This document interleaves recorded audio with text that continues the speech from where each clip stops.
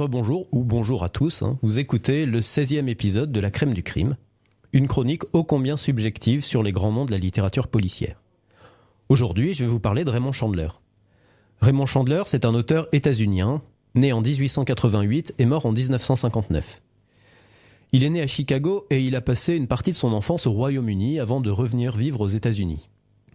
C'est un auteur qui se met à l'écriture assez tardivement. Au départ, il a exercé pas mal de métiers. Il a exercé le métier de comptable avant de s'engager dans l'armée lors de la Première Guerre mondiale.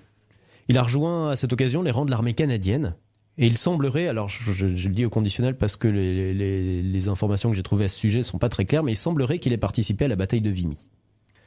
En tout cas, blessé pendant la guerre, il revient s'installer aux États-Unis et il épouse une femme, Cissy Pascal, qui a 18 ans de plus que lui, et trouve un métier administratif dans le secteur pétrolier à Los Angeles au sein du Dabney Oil Syndicate.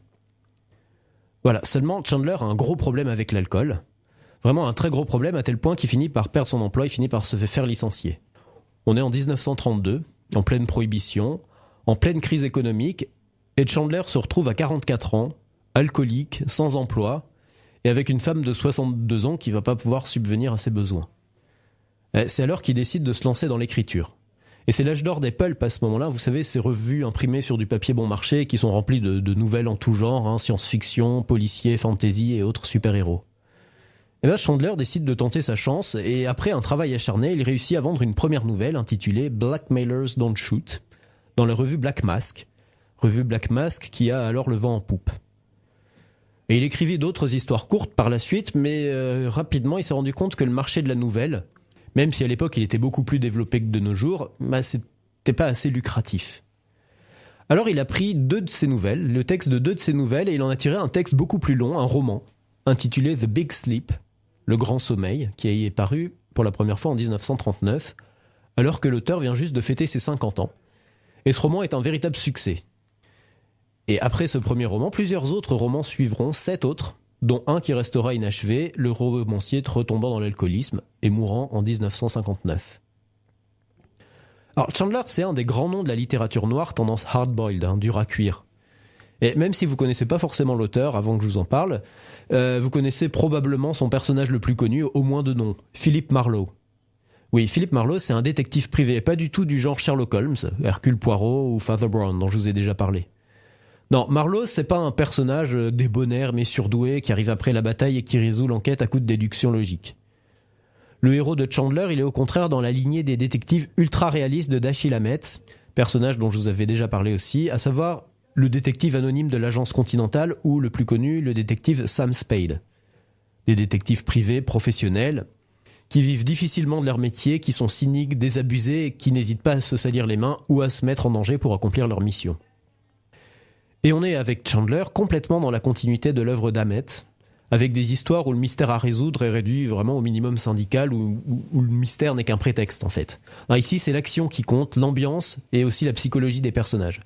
Et d'ailleurs, la psychologie des personnages, c'est là que Chandler va un peu plus loin qu'Hammett.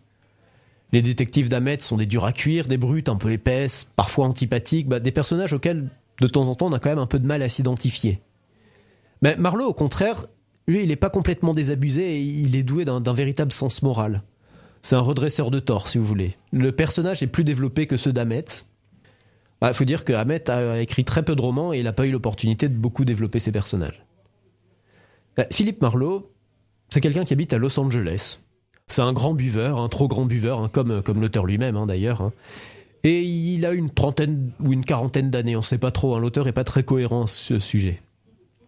Et ce détective privé, fauché, désabusé, bagarreur, qui traîne dans les bas-fonds de Los Angeles, qui ne s'entend pas toujours très bien avec la police, qui a un penchant pour la bouteille et pour les jolies femmes, tout ça, ça peut paraître très cliché, très banal de notre point de vue de lecteur d'aujourd'hui, mais justement, ces clichés, ce sont des auteurs comme Hammett et Chandler qui les ont fait naître et qui leur ont donné leur lettre de noblesse. Et toutes ces caractéristiques qu'on retrouve encore aujourd'hui dans certains romans policiers contemporains, tous ces flics désabusés, à la vie sentimentale compliquée, qui tentent à boire un peu plus que de raison, tous ils doivent beaucoup aux précurseurs qu'ont été Spade, le Continental Hop ou Philip Marlowe. Et si les romans de Chandler ravissent les auteurs de romans noirs, de romans réalistes, ils laissent un peu sur leur faim les amateurs de romans énigmes, les romans policiers classiques à la Agatha Christie.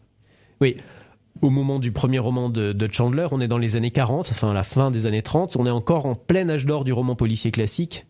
Et si l'ambiance, le style, le réalisme et la psychologie des personnages sont très poussés chez Chandler, c'est pas toujours le cas des intrigues.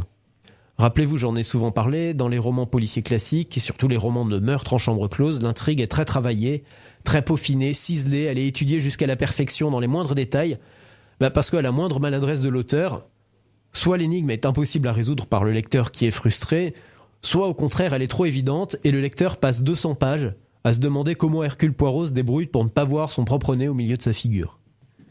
Chandler, lui, il est beaucoup plus désinvolte vis-à-vis de l'intrigue. Selon lui, le plus important, c'est pas l'intrigue le plus important, il s'en moque comme de sa première veste en tweed, et il se moque aussi des incohérences qui émaillent parfois ses romans, des épisodes non résolus qui n'apportent rien à l'histoire et autres contradictions. L'un de ses conseils d'écriture aux auteurs de romans policiers en herbe, c'est When in doubt, have a man come through a door with a gun in his hand.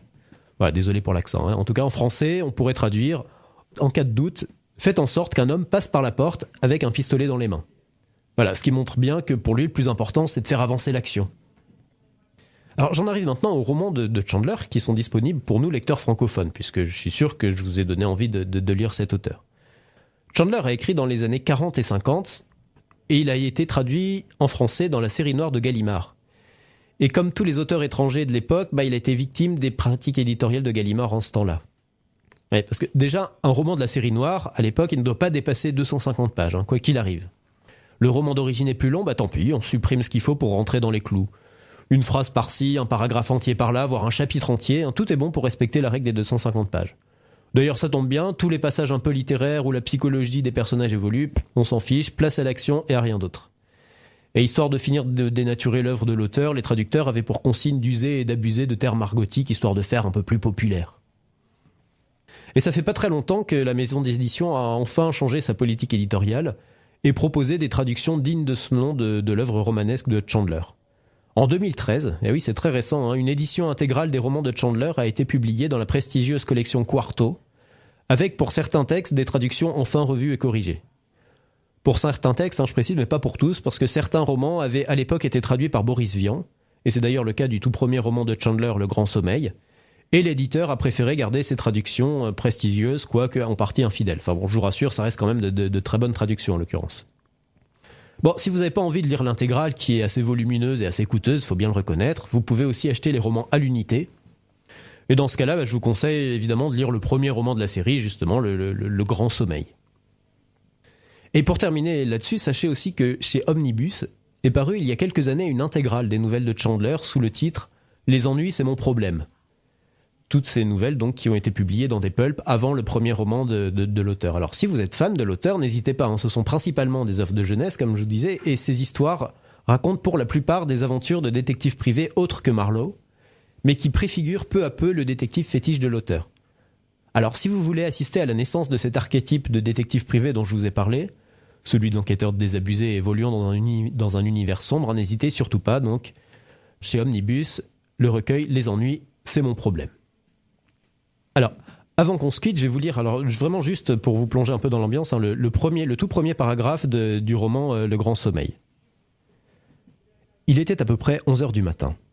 On arrivait à la mi-octobre et, sous le soleil voilé, l'horizon limpide des collines semblait prêt à accueillir une averse carabinée. Je portais mon complet bleu poudre, une chemise bleu foncé, une cravate et une pochette assorties, des souliers noirs et des chaussettes de laine noire à baguette bleu foncé. J'étais correct, propre, rasé, à jeun et je m'en souciais comme d'une guigne. J'étais des pieds à la tête le détective privé bien habillé. J'avais rendez-vous avec 4 millions de dollars. Voilà donc le premier chapitre du roman Le Grand Sommeil de Raymond Chandler dans la traduction de Boris Vian. Voilà, c'était la crème du crime. Merci d'avoir écouté cette chronique. On se retrouve très prochainement. D'ici là, bonne lecture et portez-vous bien.